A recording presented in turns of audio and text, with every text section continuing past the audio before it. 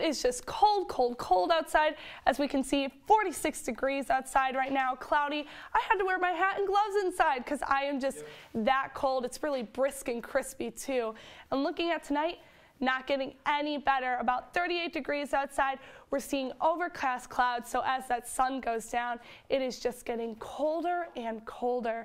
It's about 40 degrees outside, and it is cold, and it is wet, and it is raining. Now, if you take a look at the streets behind me, you can see they're covered with rain right now, but as we move into tonight, they're going to become covered with snow. Gosh darn, but that's okay. This is going to be the first signs of a snowstorm that's going to hit Syracuse. If you take a look at your screens, you can see moving into tonight, that snow is just going to come over and plow through Syracuse. Now, the storm will last through Thursday, and if you're like me, you're excited. Mother Nature's sending some snow to get us all into that Christmas season, or maybe you're not as happy because you're wondering how much snow you're going to have to plow over the course of this next week. Well, either way, I'm going to have the answer as far as how much snow accumulation to expect and how to prepare coming up in my full weather forecast. Back to you guys. What we have here is our Citrus TV crystal ball, and it's going to help us predict what the future is going to look like as you're thinking about traveling and heading home.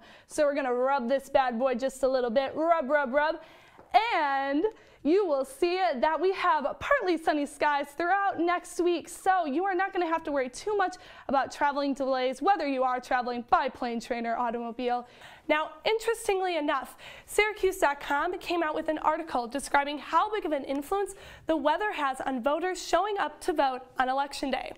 It's actually pretty significant. As you take a look to my right, the research shows that if it rains an inch above what is normally expected, voter turnout will decrease by 1%, and overall weather accounts for 20% of voter change across all election days. So these rains and heavy winds that we're expecting tomorrow could have a major influence on voter turnout and ultimately on the outcome of the election.